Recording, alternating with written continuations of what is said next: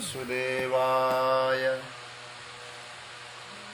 कृष्णाय वासुदेवाय हरे परमात्मने प्रणतः क्लेशनाशाय गोविन्दाय नमो नमः। नमः परमहंसास्वादितचरणकमलचिन्मकरन्दाय भक्तजनमानसनिवासाय श्रीरामचन्द्राय।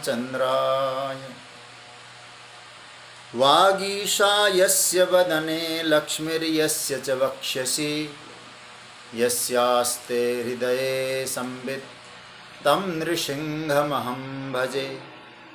गुरुर्ब्रह्मा गुरुर्विष्णुर्गुरुर्देवो महेश्वरः गुरुस्साक्षात् परब्रह्म तस्मै श्री गुरवे नमः।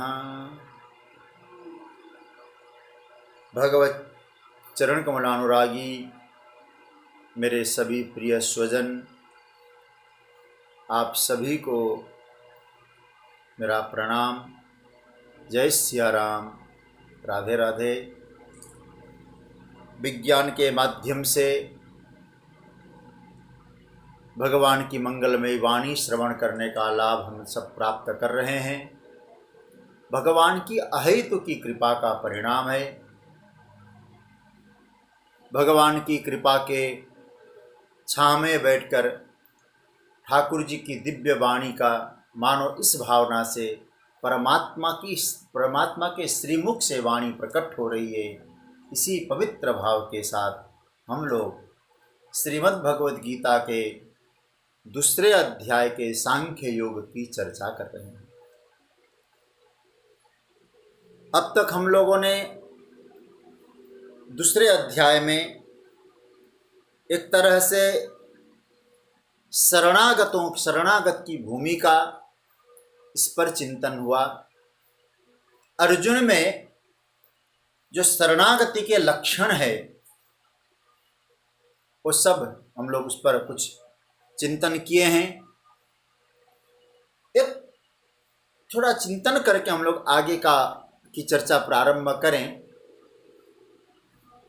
गीता का उद्देश्य यदि हम लोग यह करने लग जाएं कि अर्जुन को कुरुक्षेत्र के रण मैदान में ही लड़ाना है, युद्ध के लिए प्रेरित करना है, तो शायद हम लोग कहीं गलती कर रहे हैं।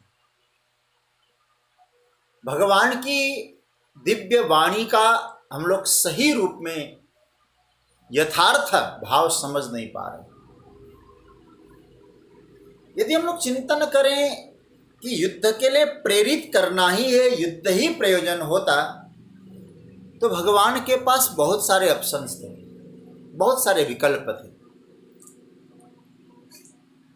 पहला विकल्प तो ये भी हो सकता है, भगवान कह सकते हैं कि अर्जुन युद्ध कर, मुझ पर भरोसा है ना, मैं जो कहूँगा मानेगा ना, मेरा आदेश है, मेरा ऑर्डर है, तुम्हें युद्ध करना ही है। भगवान एक तरह से कह सकते थे। दूसरा, भगवान जब उपदेश कर रहे थे, मानो अपनी दलीलें अर्जुन पेश कर रहा था, तो अर्जुन कह रहा था कि मैं युद्ध नहीं करूंगा। तो भगवान युद्ध का कोई प्रयोजन होता तो भगवान कहते भाग जाती। युद्ध कराना मेरा प्रयोजन होता, तू यदि युद्ध नहीं करता तो 10 अर्जुन मैं पैदा कर सकता हूं, तू भाग जा। और जिताए तो कृष्ण ने ही है। आखिर अनेक अर्जुन पैदा करके युद्ध जिताना मेरा काम। तीसरा विकल्प ठाकुर जी के पास हो सकता था, आज का युद्ध होने दो, तू इससे पहले जाओ, शिविर में बैठ जाओ, रात्रि में कुछ सलाह करेंगे, समझाऊंगा, फिर तुम्हारा युद्ध, तुम्हारी इच्छा हो तो आ जाना, युद्ध कर लेना। लेकिन यहां भगवान का युद्ध ही प्रयोजन नहीं है, वहां ज्ञान, तत्व ज्ञान प्रयोजन है। लेकिन एक गंभीर चिंतन हम लोग करें तो प्रकट कब हुआ? परमात्मा की वाणी प्रकट कब हुई? वहां से प्रकट हो गई। उक्त्वा नयोत्स इति गोविंदम उक्त्वा तुष्णिम बभूव। अर्जुन मौन हो गया, बोला बहुत अर्जुन, लेकिन अर्जुन अब मौन हो गया। सच्ची बात तो यह है, साधक जब मौन की अवस्था में जाएगा तो गुरुदेव की वाणी प्रकट हो जाती है। मौन हो जाए, परमात्मा का उपदेश प्रकट होता है। स्वयं शांत हो जाए, इंद्रियां मौन हो जाए, तो परमात्मा दिव्य वाणी के द्वारा हमको दिव्य उपदेश प्रदान करेंगे। इसलिए यहाँ सूत्र यह है कि साधक को मौन होना है। और जब अर्जुन मौन हुआ तो भगवान बोले हैं।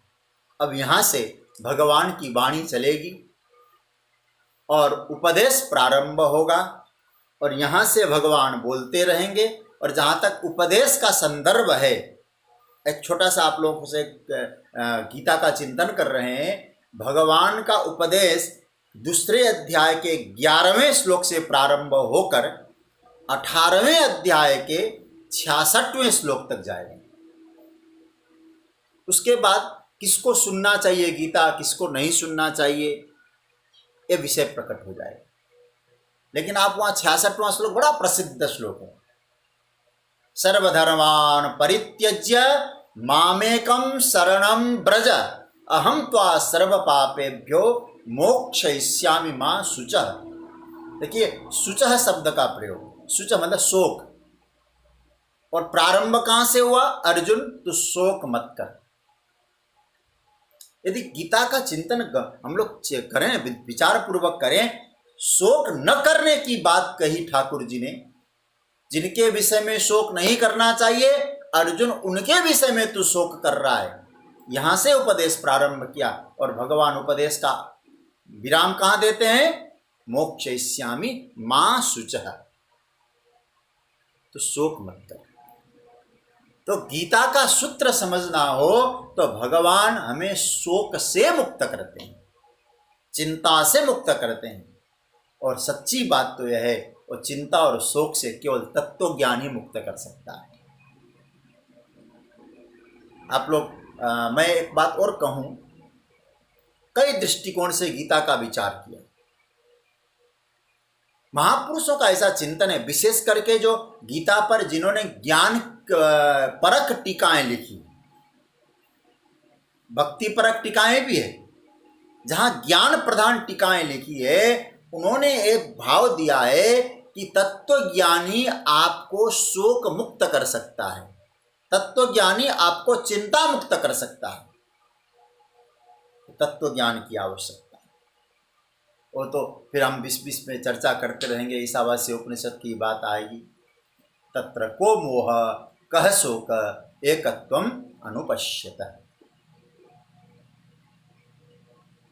तो इसका हम लोग थोड़ा अब प्रवेश कर रहे हैं। भगवान यहाँ वाणी बोल रहे हैं, तो आइए ठाकुर जी की गीता की वाणी, जो उपदेशात्मक वाणी प्रथम बार ठाकुर जी का प्रकट हुआ है, दूसरे अध्याय का 11वां श्लोक बड़े मस्ती के साथ पाठ करें। आइए। श्री भगवानुवाच अशोच्यानन्वशोचस्त्वं प्रज्ञावादांश्च भाषसे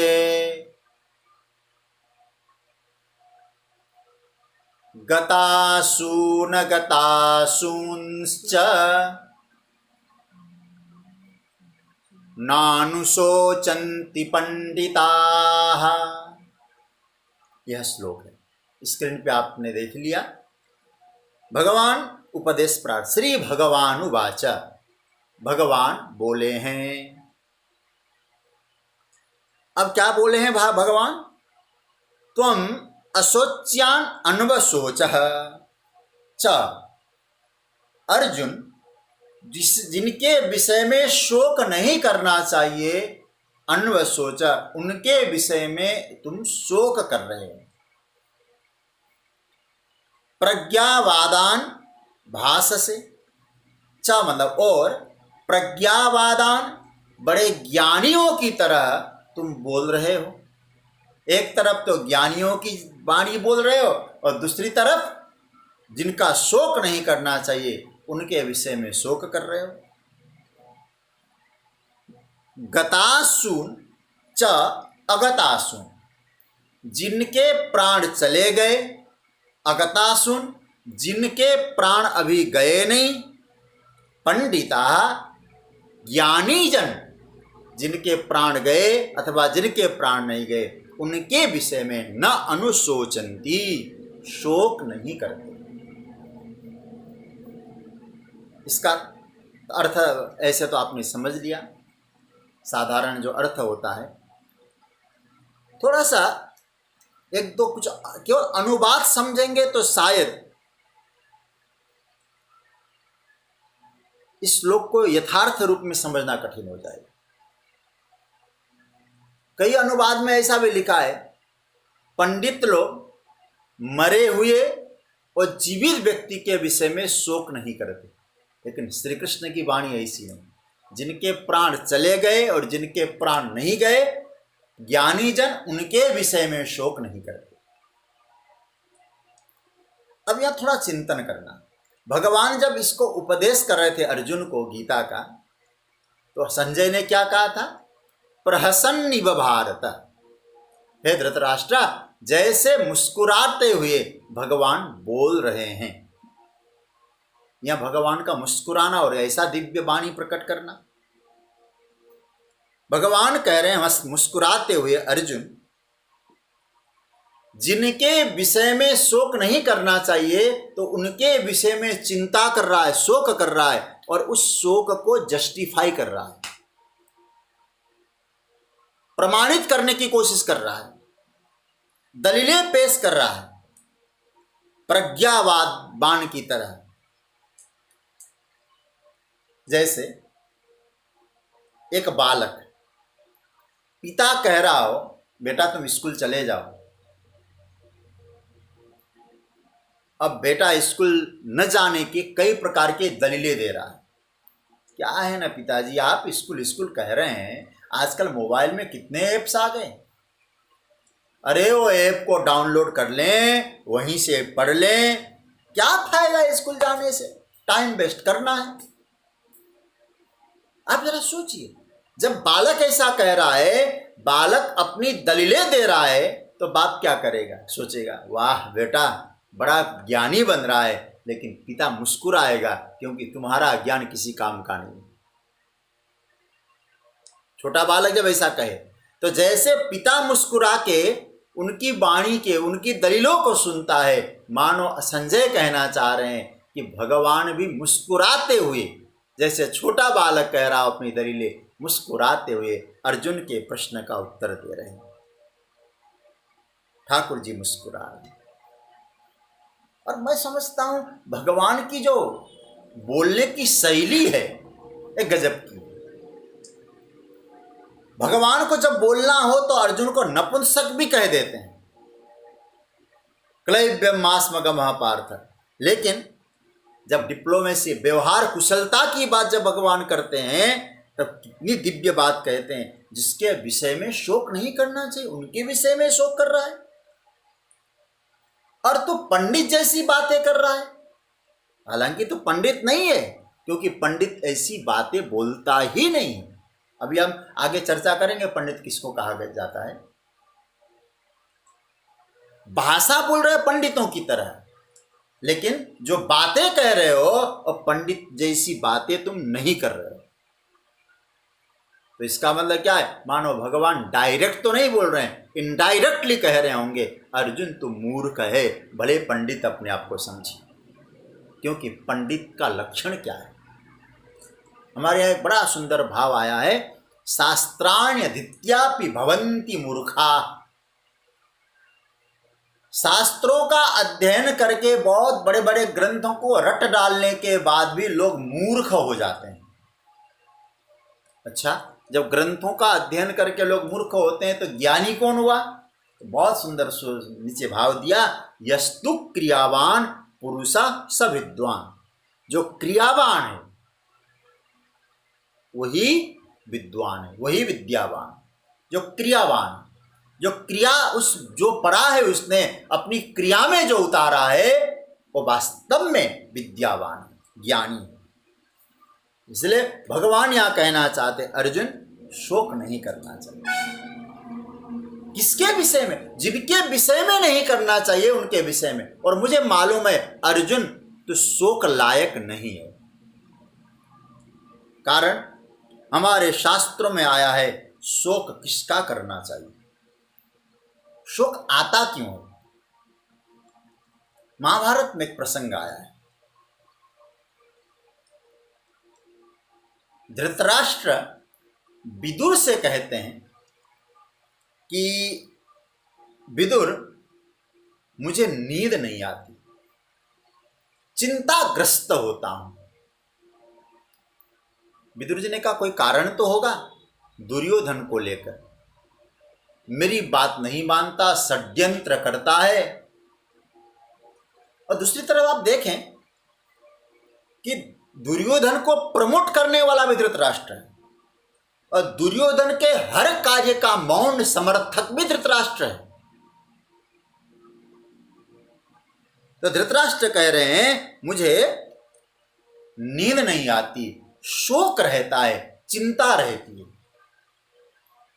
धृतराष्ट्र विदुर जी ने 2-3 बातें कही, बहुत अच्छी बात है। शोक किसको होता है, चिंता किसको होती है? पहला कारण है शोक उसको होता है जिसने दूसरों के साथ अन्याय किया है, उसे शोक होता है। वो शांति से सो नहीं सकता।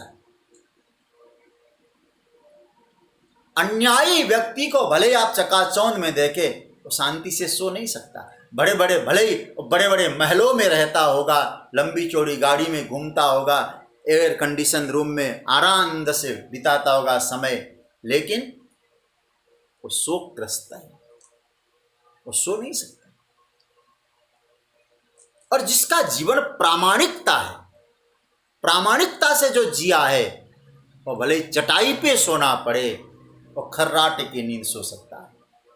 मैं आपसे एक प्रश्न करूंगा, तो सुख का कारण क्या हुआ?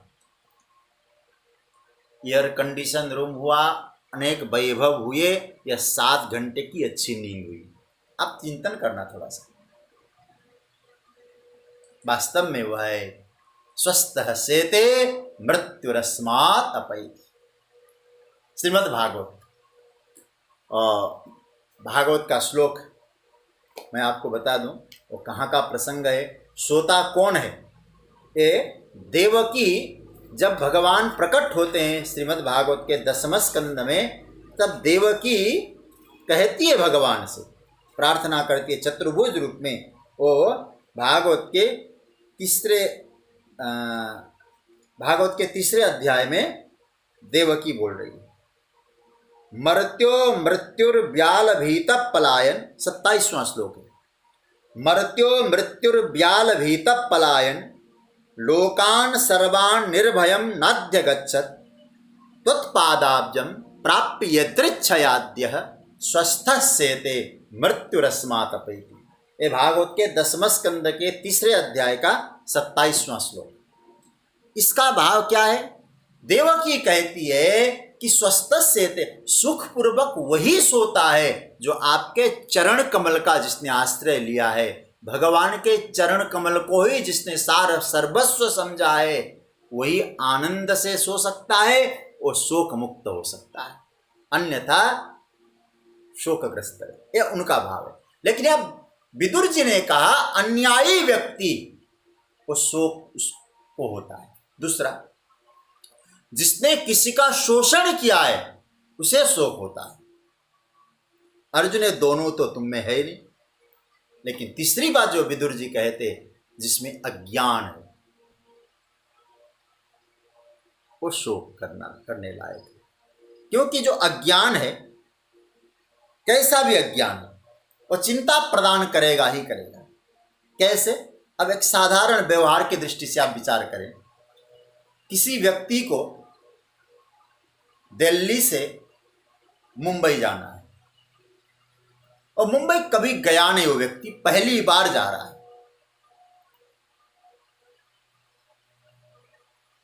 टिकट तैयार हो गई, लेकिन वो मन में रात में चिंतन करने लगा, पता नहीं कैसे लोग मिलेंगे, कहाँ ठहरेंगे, कैसा होगा। सुना है बड़े लुटेरे रहते हैं, ऐसा ऐसा अपनी बात उसने जो मन में, ओहो कहीं ऐसा न हो, बीमार पड़ जाऊंगा तो क्या होगा, कुछ दवाइयाँ भी डाल लूँ, भूख लग जाए तो कहीं खाने को न मिले, कुछ चना इत्यादि डाल लूँ। अब जरा सोचिए, रात भर सोएगा नहीं, क्योंकि उसको मालूम नहीं कि मुंबई कैसा है, कहाँ ठहरना है, कैसे पहुँचना है, पहली बार जा रहा, यूं ही जा रहा। लेकिन जिसे मालूम है सीधे हम उतरेंगे, वहाँ पहुँचेंगे, वहाँ गाड़ी तैयार मिलेगी। आप जरा सोचिए, जिसको मालूम है उसको चिंता नहीं होती है। बस ये तो साधारण व्यवहार की दृष्टि से मैंने बताया। जिसको संसार में भी कुछ अज्ञानता है, जानकारी नहीं है, वो शोक करता है, चिंताग्रस्त होता है। थोड़ा बहुत जिसको जानकारी हो, चिंतित नहीं होता है। इसी तरह से अज्ञानी ही चिंतित होता है। जिसको ज्ञान हो मुंबई का, वो जैसे चिंतित नहीं होता है। स्वयं का जिसे ज्ञान हो, वो भी शोक मुक्त होता है। अशोच्यानन्व शोचस्, किसी भी प्रकार का ज्ञान हो शोक प्रदान करेगा ही करेगा। और ये अर्जुन, तुम तीनों नहीं है तुम में।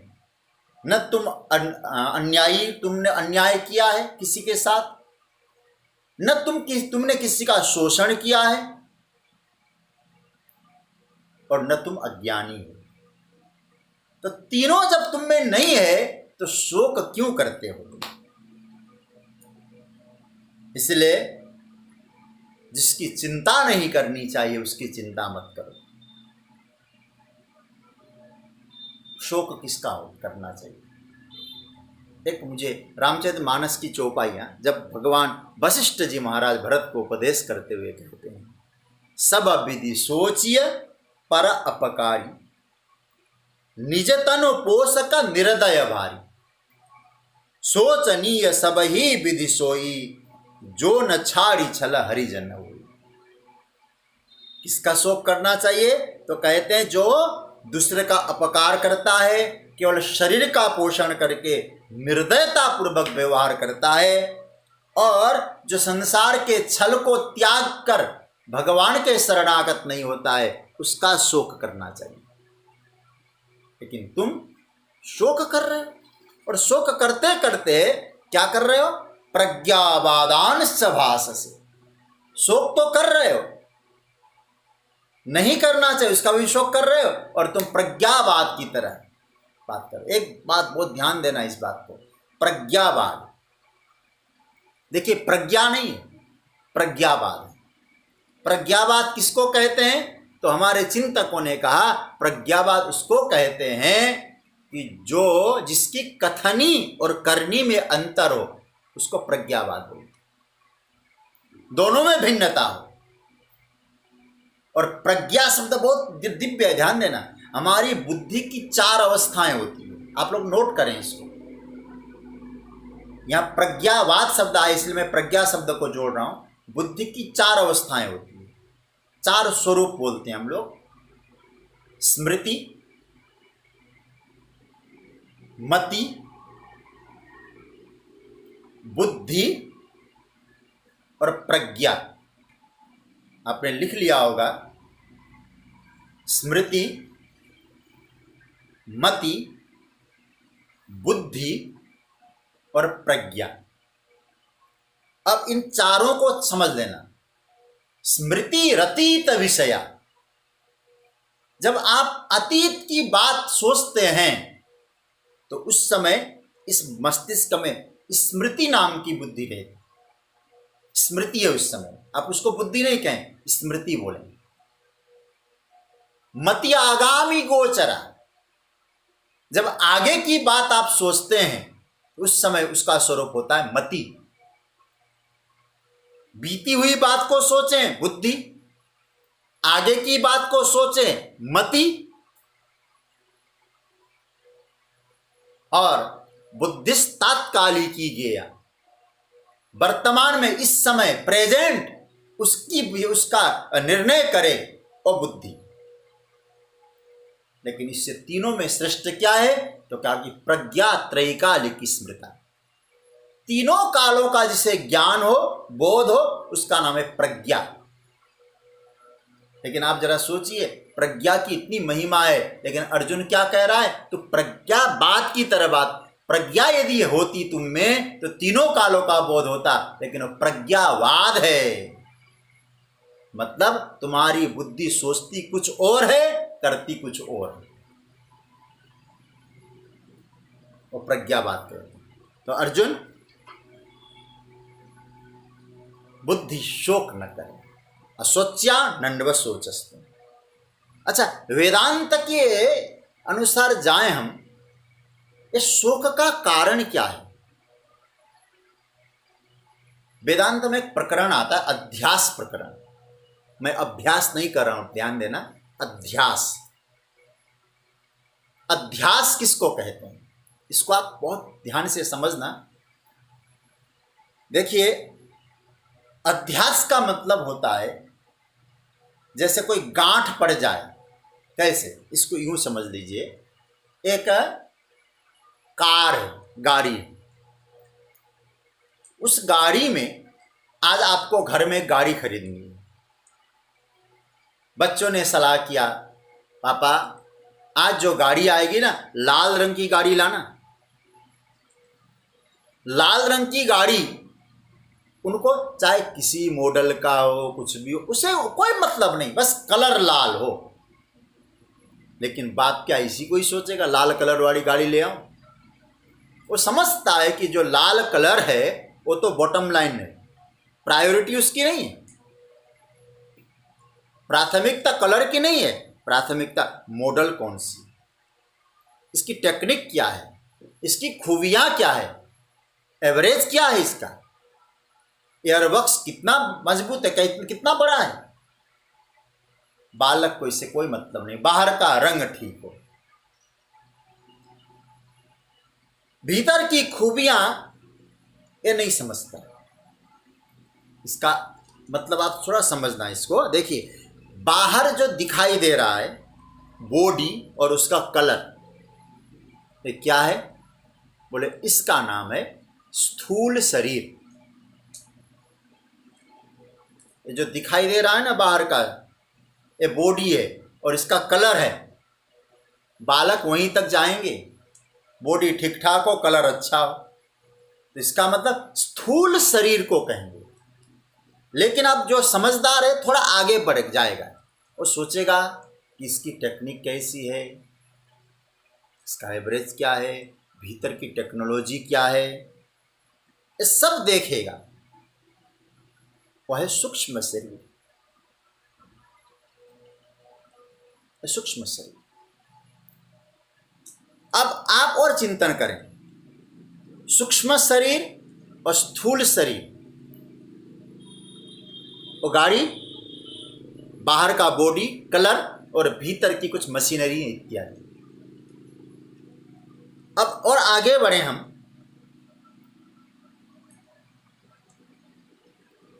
अब ये स्थूल और सूक्ष्म क्या है? आप सोचिएगा, स्थूल और सूक्ष्म यदि पारमार्थिक दृष्टि से देखें तो जड़ है, एक और चीज है। गाड़ी है अच्छी, लेकिन पेट्रोल ना हो गाड़ी नहीं चलेगी। अच्छा, केवल पेट्रोल हो और गाड़ी हो तो भी गाड़ी नहीं चलेगी, स्टार्ट करना पड़ेगा। उसका जो इंजन है वो बहुत आवश्यकता है, और पता नहीं क्या बोलते हैं उसको, और तेल जो है लेकर और सब तरफ सप्लाई करता है। तो गाड़ी, अब पेट्रोल भी है, गाड़ी भी है, लेकिन इंजन स्टार्ट, तो इंजन क्या है? बोले उसका नाम है प्राण। आप समझने के लिए मैं कह रहा हूं, इंजन है प्राण।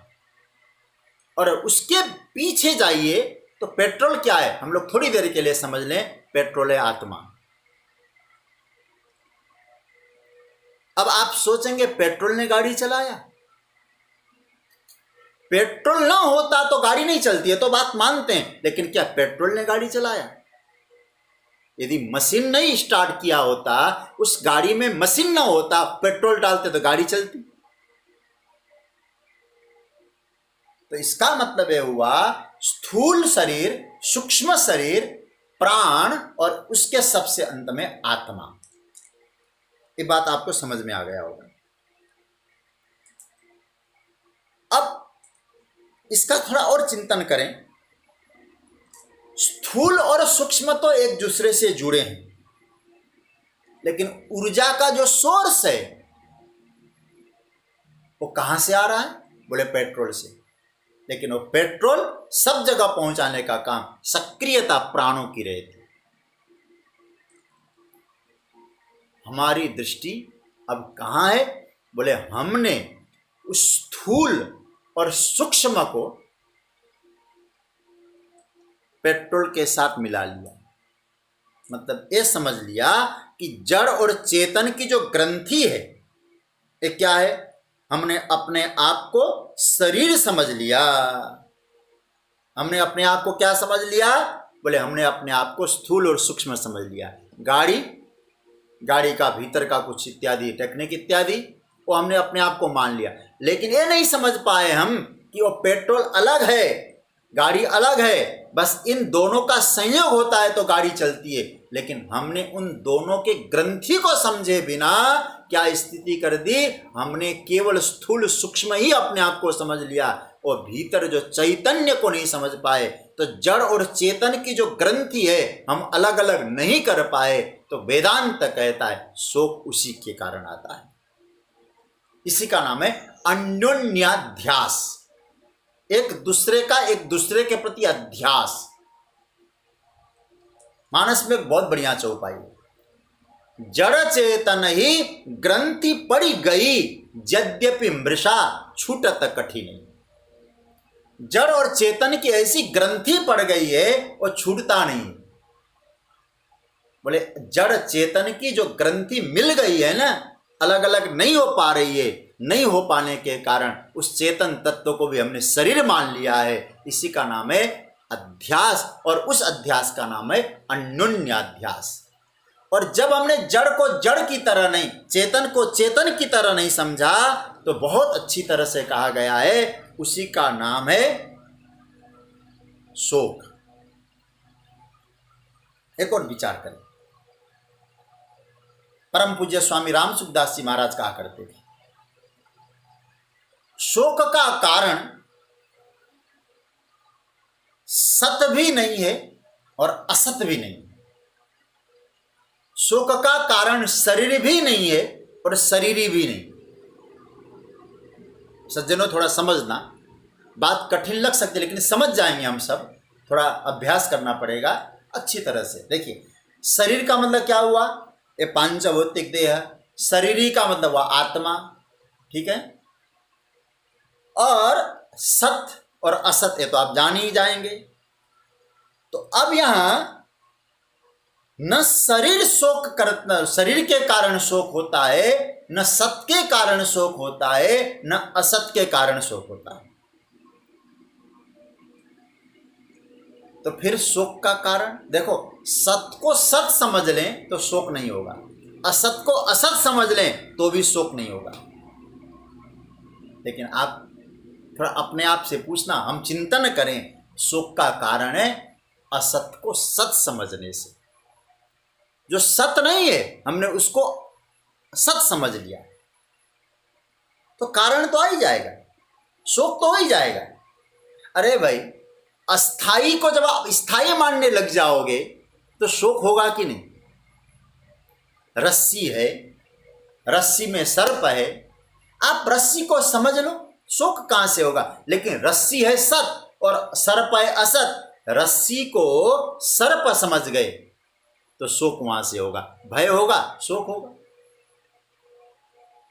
और हमारा जीवन इसी तरह से, हमने जो असत तत्व है उसको सत मान लिया। और हमने उसको सत मानने से वो सत नहीं होगा, असत असत ही रहेगा। लेकिन गलती ये कर गए हम, यदि हम लोग जीवन में असत को अलग करें, सत को अलग करें, असत को असत की तरह समझें, सत्य को सत्य की तरह समझ लें, वहाँ शोक नहीं होगा। अब कोई व्यक्ति कांच के टुकड़ों को हीरा समझ के बैठ जाए, अब शोक होगा कि नहीं होगा? अब एक उदाहरण से और मैं समझा दूं आपको। एक व्यक्ति बड़े अच्छे कारोबारी थे, ज्वेलरी, हीरा का उनका कारोबार था। ठाकुर जी की पता नहीं क्या इच्छा रही, अचानक उनका देहांत हो गया। वो चल बसे, छोटा बालक था, अभी वो पढ़ ही रहा था। तो उनका कोई रिश्तेदार था, उन्होंने कहा कि आप चिंता न करें, आप अपने बालक को मेरी दुकान में भेज दीजिए, सीख जाएगा, बाप की दुकान अच्छी तरह से बाद में चलाएगा, आप बिल्कुल चिंता न करें। अब कुछ धीरे धीरे, क्योंकि जो पति चले जाने के बाद तो थोड़ी आर्थिक रूप से दिक्कत आ ही जाती है, थोड़ी बहुत आने लगी। तो एक दिन उन्होंने उस व्यापारी से कहा, उनकी माँ ने, कि जाने से पहले आपके भैया ने कुछ हमको हीरे दिए थे, थोड़ी परिवार में दिक्कत है, तो इसलिए एक काम करना, बेटी का विवाह भी करना है मुझे, तो इन हीरों को आप बेच दीजिए।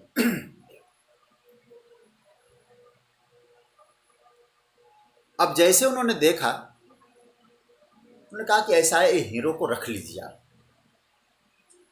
आपको पैसों की जरूरत है ना, मुझसे ले लीजिएगा, अभी दाम भी मंदा है, जब ज्यादा दाम हो जाए तो हम बिकवा देंगे। उन्होंने बेचने नहीं दिया। फिर दिक्कत आ गई, फिर उन्होंने कहा नहीं, अब तो बेचना ही पड़ेगा। बोले आपको जितने पैसे चाहिए मैं दे दूंगा, लेकिन इस समय कृपया आप हीरो को मत बेचिए। अब क्या हुआ, इस तरह से करते करते करते करते बहुत वर्ष निकल गए। बेटी का विवाह हुआ, बेटा लायक हो गया, अपनी दुकान में बैठने लगा, अच्छी तरह से पारखी हो गया, हीरो को पहचानने लगा, डायमंड क्या है जानने लगा अच्छी तरह से, बड़ा पारखी हो गया। अब तो क्या स्थिति बनी, एक दिन माँ ने कहा कि बेटा तुम्हारे पिताजी कुछ हीरे छोड़ गए थे, दिखाना माँ। जैसे बेटे को दिखाया, और बेटे ने हीरो का डब्बा लिया और जाके गटर में डाल दिया। माँ ने कहा बेटा तुमने क्या कर डाला? चिंतित हो गई माँ, शोकमग्न हो गई माँ, बाप की संपत्ति को तुमने गटर में डाल दिया बेटा। बेटे ने कहा माँ एक भी हीरा नहीं था, सब कांच के टुकड़े थे। कांच के टुकड़े थे? बोले हाँ माँ।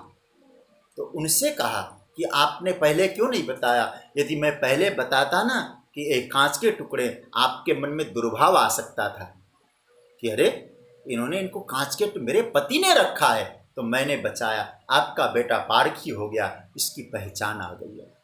बस हमारा जीवन भी यही है, हमने जो असत तत्व है उसको सत मान के रखा है, और हमारे जीवन में शोक वहीं से आता है। जिस दिन पारखी हो जाएंगे, हम समझ जाएंगे सत्य क्या है असत क्या है, फिर असत को फेंकने में हमको लज्जा नहीं आएगी, हमको हिचकिचाहट नहीं होगी। लेकिन जब तक असत को सत्य मानते रहेंगे तो हम कभी भी उसको अलग नहीं कर सकते।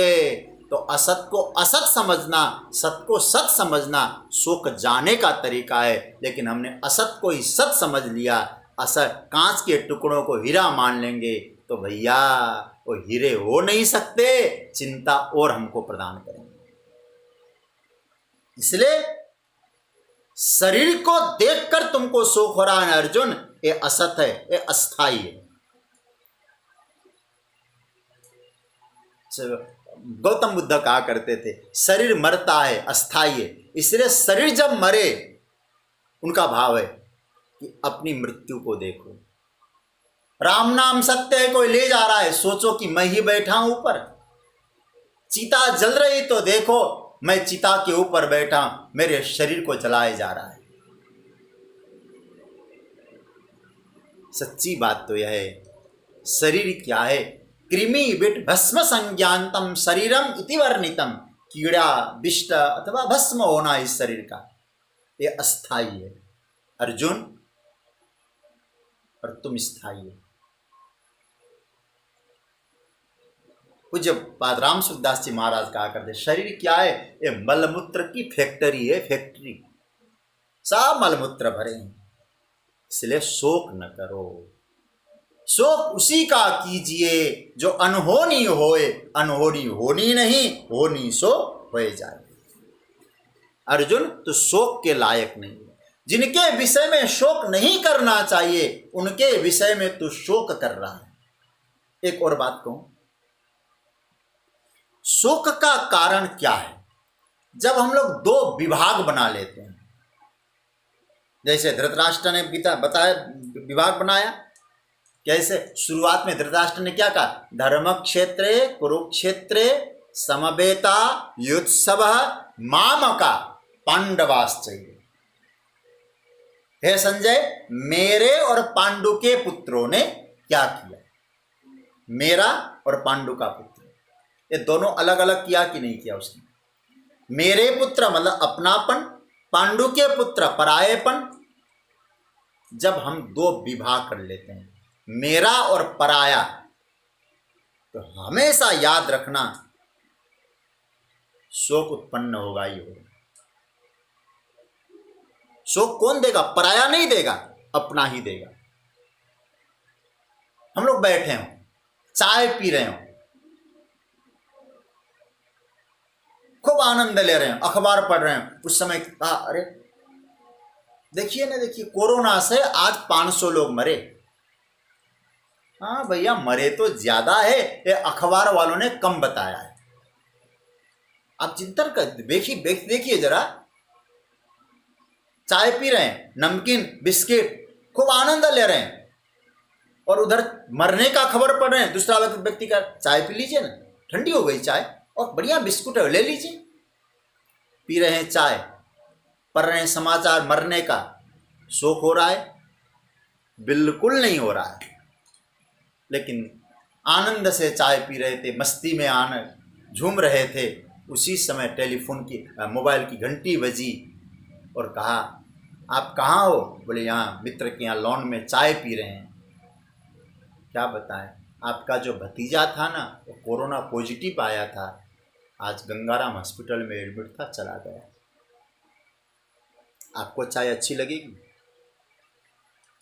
मरे तो पहले भी थे लोग, पहले तो आपकी चाय बंद नहीं, ना आपको शोक हुआ। तो हम चिंतन करें, जब हम विभाग बना लेते हैं, ये मेरा है, ये पराया है। इसलिए धृतराष्ट्र और अर्जुन की दोनों की दृष्टि जरा देखना, गीता के आधार पे कहूं। धृतराष्ट्र जब बोलते हैं तो कहते हैं मेरे और पांडु के, लेकिन अर्जुन में थोड़ा सा अंतर है। अर्जुन ने जब देखा तो क्या कहते? दृष्ट्वेमं स्वजनम कृष्ण। अर्जुन भगवान, मैं स्वजन को देख रहा हूं अपने, वह पराया की बात नहीं अर्जुन में। और दूसरा क्या कह रहा है? स्वजनम में कथम हत्वा सुखिन श्याम माधव। अर्जुन की बातें सिद्ध करती है, अर्जुन में भी है भाव, लेकिन वो परायापन कम है, मेरापन अधिक है। और धृतराष्ट्र का इतना प्रबल है कि मेरा और पराया है, तो भगवान को लगा अर्जुन का जो अज्ञान है उसमें शिथिलता है, उस अज्ञान को हटाया जा सकता है, और उसके लिए आवश्यकता है गीता, उपदेश ठाकुर जी।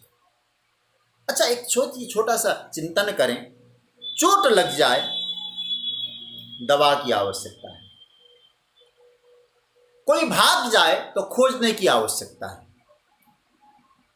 लेकिन आपसे कहूं, भ्रम हो जाए उसके लिए क्या करेंगे? दवा खाएंगे कि खोजने जाएंगे? कहीं जाना नहीं। तो शोक किसके कारण होता है? थोड़ा सा आप चिंतन करें। शोक न स्वजन का वियोग है, न स्वजन का मरण है, न धन का हरण है, न भवन का दहन है। यह शोक मानसिक एक वृत्ति है। कुछ न पाना है न कहीं जाना है, उसका निवारण के लिए उपदेशैक निवर्त्य है। ये क्या है? बोले हमारे में बुद्धिगत दोष है, इसलिए प्रज्ञावादान से वास से, ये बुद्धिगत दोष के कारण शोक आता है। तो क्या करना होगा? उपदेश की औषधि इस बुद्धि को पिलाना पड़ेगा, क्योंकि शोक इत्यादि धारण करने वाली बुद्धि है, तो बुद्धि में ही औषधि चाहिए।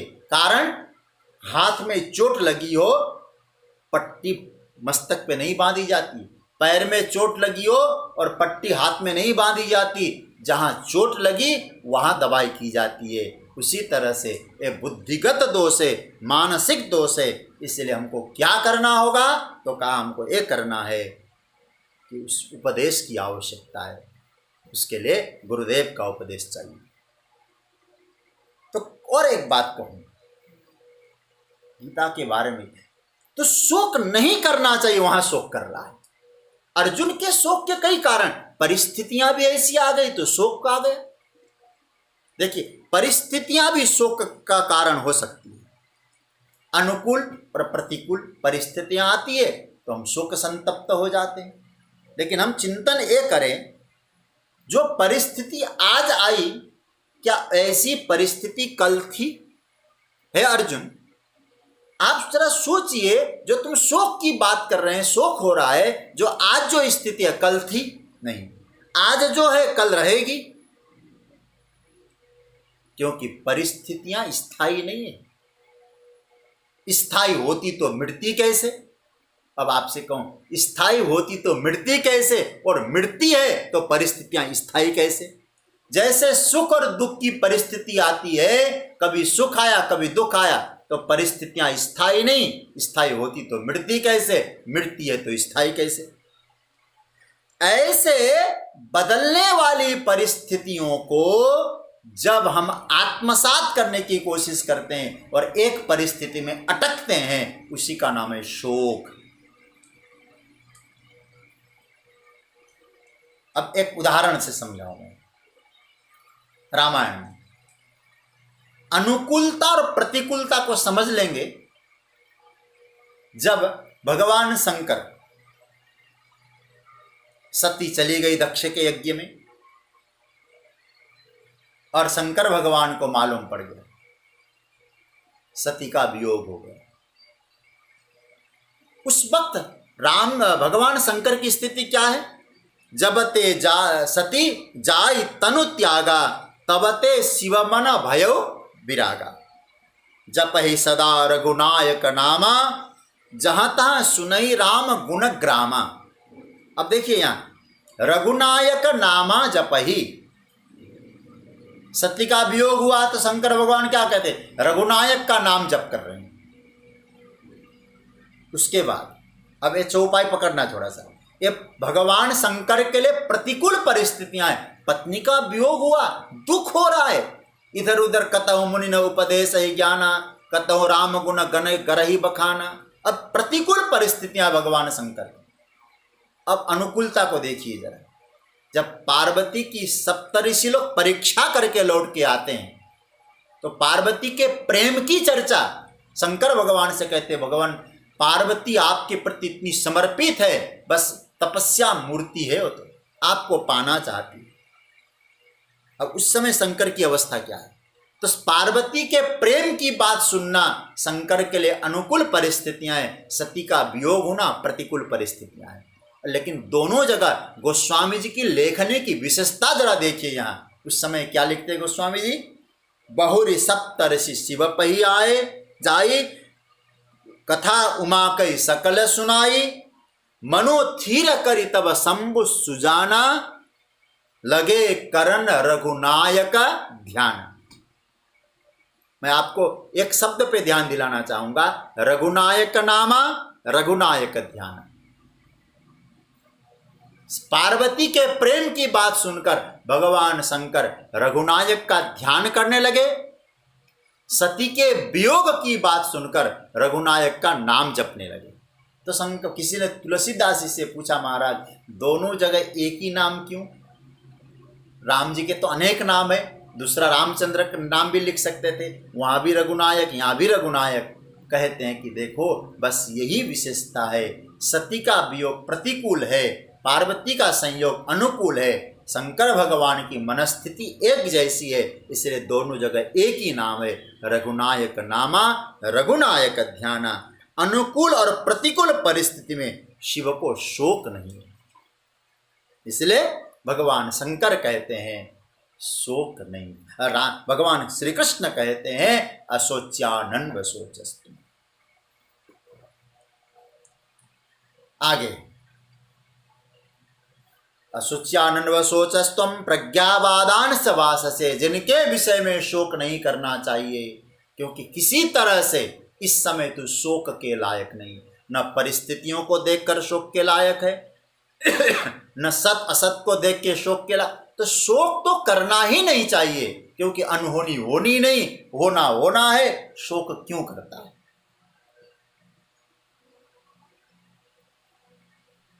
और एक पंक्ति समझना, गतासून अगतासूंश्च नान शोचन्ति पंडिता। अब कई बार हमने देखा है इस बात का जिसने अनुवाद किया है, कई बार अनुवाद में क्या लिखा, जो मर गए उनके विषय में, जो मरे नहीं उनके विषय में शोक नहीं करना चाहिए। यह मरना और न बढ़ने की बात ही नहीं। भगवान क्या कहते हैं, गतासून अगतासूंश्च। असु मतलब प्राण, जिनके प्राण चले गए और जिनके प्राण नहीं गए उनके विषय में शोक नहीं करना है। पंडित लोग शोक नहीं करते, ज्ञानी उनके विषय में शोक नहीं करते। अब एक छोटा सा हम लोग चिंतन करके पढ़ने की कोशिश करें जितना समय बचा है, और फिर आगे की चर्चा विस्तार से कल करेंगे। देखिए, अच्छा, शरीर की सक्रियता का कारण क्या है? आत्मा है। हमारा जो शरीर है सक्रिय हो रहा है, इंद्रियां देख पा रही है, हाथ काम कर पा रहे, कान सुन पा रहे, इस सक्रियता का कारण क्या है? यदि आप विचार करेंगे, इंद्रियां जड़ है, शरीर जड़ है, आत्मा से अतिरिक्त सब कुछ जड़ है, तो सक्रियता कहां से? इंद्रियां जड़ है तो कैसे हो? इसलिए मैं आपसे एक निवेदन करूंगा, थोड़ा सा विचार करना। दो विभाग कर लीजिएगा, एक मर्त्य विभाग, एक अमृत विभाग। मर्त्य विभाग मतलब जिनके मृत्यु है ही, और मर्त्य विभाग में स्थूल और सूक्ष्म दोनों आएंगे। स्थूल शरीर भी आएगा और सूक्ष्म शरीर भी आएगा।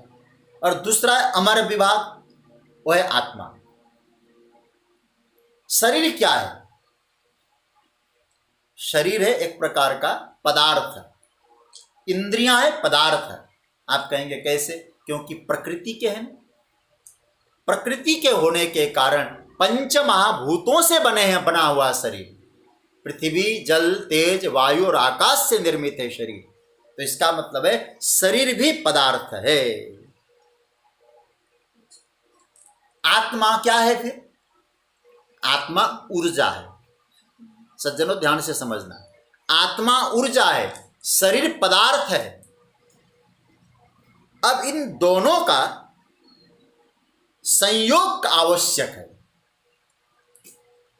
आत्मा का और शरीर का जो संयोग है, उसके बिना शरीर नहीं चलेगा। वेदांत के अनुसार मैं आपके सामने चर्चा कर रहा हूं, अद्वैत सिद्धांत के अनुसार। इसका मतलब यह हुआ, प्राण उस चेतन को उस जड़ से जोड़ता है सक्रियता के लिए। थोड़ा सा ध्यान देना, जब तक प्राण चलते हैं जड़ चेतन के साथ रहता है। भिन्न है दोनों की अवस्था, एक मर्त्य विभाग है, एक अमर्त्य विभाग है। लेकिन बीच में जो प्राण शक्ति है वो क्या करता है? बोले दोनों को मिलाता है। क्यों? अच्छा, दो विरुद्ध तत्व एक साथ रह नहीं सकते। पहली बात तो जैसे सत और असत, मैंने जो पहली कहा, वो एक साथ रह नहीं सकते, लेकिन दोनों का समन्वय जब तक न हो तब तक चल भी नहीं सकता है। दो विरुद्ध प्रकृति एक साथ नहीं रह सकते। जैसे हम लोग कोई पानी में पत्थर डालें, पत्थर चाहे पानी में पड़ा रहे, पत्थर पत्थर ही रहेगा, पानी नहीं बनेगा। ये अलग अलग प्रकृति है। आग और पानी ये अलग अलग प्रकृति है। अब इन दोनों को जोड़ने वाला क्या है? बोले प्राण। अच्छा, अब यहां भगवान जो शब्द बोल रहे हैं, आप लोग बहुत ध्यान से समझना गीता को। भगवान क्या करें? जिनके प्राण चले गए और जिनके प्राण नहीं गए। या मृत्यु नहीं कहा भगवान ने, क्योंकि कृष्ण के दृष्टि में मृत्यु है ही नहीं। जिनके प्राण चले गए, जिनके प्राण नहीं गए। तो जोड़ने वाला तत्व तो आप समझ लिए, ऊर्जा, मतलब आत्मा को उस जड़ से जोड़ दिया। किसने जोड़ा? प्राण ने। तो भगवान क्या करे? प्राण चले गए। ये नहीं कहा कि आत्मा चला गया, शरीर चला गया, ये नहीं कहा भगवान ने। प्राण चले गए, जिनके प्राण चले गए। तो प्राण ने शरीर को टिकाए रखा। ये अलग अलग है, लेकिन इनको चैतन्य रखा प्राण ने, जिसे हम मृत्यु कह रहे हैं ना साधारण भाषा में। और मृत्यु का मतलब गोविंद क्या कह रहे हैं? शरीर से प्राण का चला जाना, गतासून। और जिनके प्राण गए नहीं है, अगतासून। अच्छा, शरीर तो पहले था, अभी भी है। प्राण पहले भी है, अभी भी है। तो मृत्यु क्या है? इन दोनों का जो कनेक्शन कराने वाला प्राण बीच में से हट गया, तो हम लोगों ने कह दिया मृत्यु है। शरीर तो पहले से मृतवत है। आत्मा शरीर से जो लगी हुई, आत्मा शरीर से लगा हुआ, तो उसको जोड़ा था प्राण ने। अब क्या हुआ? अब हम लोग ये कहते हैं कि भैया मरना भगवान नहीं कहते। देखो, शरीर की बात जहां तक है, शरीर तो यहीं पड़ा होगा। अच्छा, तुम्हारे जो तुम कह रहे हो ना पूर्वज चले, जो पूर्वज लोग क्या कहेंगे, कोई पिंड देने वाला, अरे तुम्हारे से पहले जितने गए वो गए नहीं, बल्कि उन दोनों का कनेक्शन खत्म हो गया। मतलब बीच में से प्राण चले गए। शरीर तो यही, आत्मा मरना नहीं। जैसे अब हम लोग क्या कहेंगे फिर? एक और उदाहरण, समय संकेत कर रहा है। एक बात मैं आपसे कहूं,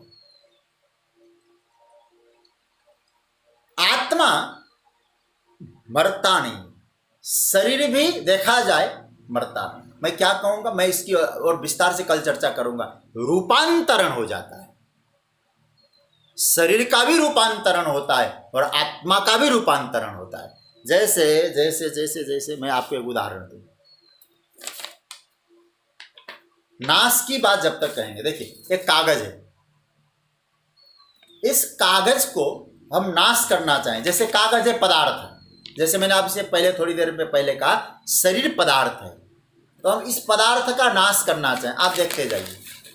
अब क्या करेंगे? अच्छा, यूँ सोचिए कि इस कोई आप मुझे किसी ने इसमें कोई निंदा लिख कर भेजा हो, और जिसने लिखा हो उसका नीचे नाम ना हो, खूब निंदा लिखी हो, हमको गाली दी हो, लेकिन नीचे किसने लिखा था? XYZ, नाम नहीं हो। हमको गुस्सा आ रहा है, क्रोध आ रहा है, किसने लिखा होगा, मैं नाश कर दूंगा इसको। और उसको तो कर नहीं पाए क्योंकि है ही नहीं पता, तो हम इसी को नाश करना चाहेंगे। और नाश करने के लिए ऐसा ऐसा ऐसा मोड़ दिया हमने, नाश हो गया। बल्कि ये बड़ा था छोटा हो गया, रूपांतरण ही तो हुआ। अथवा यूं कहा जाए, इसको हम टुकड़े टुकड़े कर दिए, बड़ा था टुकड़ों में बट गए। मरा कहाँ? आप जरा सोचिए। कोई व्यक्ति आए, अरे भाई आप क्या बात करते हैं, कागज को नाश नहीं कर सकते? उसने हम जला देंगे इसको। अब भले उस दूसरे को लाइटर लिया, कागज़ को जलाता है ना, भीतर का अपने आप को तो जला ही लेता होगा कुछ अगरबत्ती जला के। अब जरा सोचिए, उसने इस कागज़ को जलाने की कोशिश की, जला दिया, क्या हुआ? क्या नाश किया? रूपांतरण हो गया, राख बन गया, राख उड़ गया वायुमंडल में। नाश नहीं होता, याद रखना। न जड़ का नाश हुआ है, न शरीर का नाश हुआ है, न चेतन का नाश होने का सवाल ही नहीं। तो शरीर का रूपांतरण हो जाता है, मतलब जो असत है, जो जड़ है, जो शरीर है, जो मेटर है, उसका रूपांतरण हो गया। रूपांतरण का मतलब हुआ पृथ्वी तत्व पृथ्वी में, जल तत्व जल में। इस तरह से उसका केवल एक तरह से देखा जाए रूपांतरण हो जाता है। ट्रांसफॉर्मेशन बोलते होंगे अंग्रेजी में, वो हो जाता है। आत्मा का रूपांतरण भी होता है। तो आप क्या कहेंगे? प्राण निकल जाता है तो शरीर यही है, केवल रूपांतरण बदल गया है, ट्रांसफॉर्मेशन हो गया है। अब आत्मा का भी हो जाता है। कैसे? थोड़ी सी बात समझ के मैं चर्चा फिर कल ठाकुर जी की कृपा से और चर्चा करेंगे। बड़ा सुंदर भाव आ रहा है मन में। देखिए, आत्मा का रूपांतरण कैसे हुआ? जैसे कोई लाउड स्पीकर से हम बोल रहे हैं तो आवाज आ रही है, करंट है उसमें भीतर। लाउड स्पीकर आपने तोड़ ताड़ करके छोड़ दिया, फेंक दिया, तो करंट कहां जाएगा? करंट का रूपांतरण हो जाता है। कैसे हो जाता है? वो करंट फिर लाउड स्पीकर से पंखे में चला गया, एसी में चला गया, बल्ब में चला गया, मशीनों में चला गया। प्राण वही है, प्राण का रूपांतरण होता है, नाश नहीं होता। याद रखना, जैसे बिजली का भी रूपांतरण होता है, दूसरे यंत्र में जाएगा। इसलिए कभी कभी हम लोग क्या कहते हैं, अच्छा बिजली ने गर्म, अरे लाइट आ गई, देखो कमरा ठंडा हो गया, तो बिजली ने ठंडा किया। हम हीटर लगा दे तो क्या बिजली ठंडा करेगी? बिजली तो काम करती है भीतर का ऊर्जा, ये आत्मा। लेकिन रूपांतरण कभी एसी में हो गया, कभी कूलर में हो गया, कभी हीटर में हो गया। वो बिजली, वही ऊर्जा जब हीटर में आ जाए तो गर्मी, वही ऊर्जा जब कूलर में आ जाए, एसी में आ जाए ठंड, तो बिजली आत्मा उसका रूपांतरण हो जाता है, शरीर का रूपांतरण हो जाता है। इसी रूपांतरण को ही हम लोगों ने मृत्यु समझ लिया है। इसलिए अर्जुन, मृत्यु नहीं है, गतः शून्य, जिनके प्राण चले जाते हैं और जिनके प्राण नहीं गए। जिनके प्राण चले गए तुम्हारे पूर्वज, वे भी हैं, और ये जो है ये तो है ही है। इसका मतलब कोई जाता नहीं है। इसका मतलब ये हुआ, जाता नहीं है कोई दुनिया से दूर चलकर, मिलते सब यहीं पर कपड़े बदल बदल कर। जिनके प्राण रूप, जिनके जो ऊर्जा रूपांतरण नहीं होता है, उस परम चेतना में चला जाए, उसको मुक्त कहा जाता है। उसकी चर्चा हम कल करेंगे। लेकिन मूल बात यहाँ ये बताई गई, भगवान ने समझाया कि शोक नहीं करना चाहिए। क्यों नहीं करना चाहिए? कारण यह है क्योंकि मरने वालों के विषय में शोक करते हैं, मृत्यु तो है ही नहीं, क्योंकि शरीर भी यही है, आत्मा तो नित्य है। तो ये नित्य और अनित्य को समझने वाला व्यक्ति वो ज्ञानी होता है, वो कभी शोक नहीं करता है। इसलिए हे अर्जुन, जिनके प्राण चले गए हों अथवा जिनके प्राण नहीं गए हों, वो भी हैं। केवल बीच में कनेक्शन टूट जाना नाश नहीं बोला जा सकता है, केवल प्राण का कनेक्शन टूट गया है। इसकी और विस्तार से ठाकुर जी की कृपा से चर्चा करेंगे। आज यही, कल और आगे की चर्चा। कृष्णाय वासुदेवाय हरे परमात्मने प्रणतः क्लेशनाशाय गोविंदाय नमो नमः। ओम शांति शांति शांति। ओम।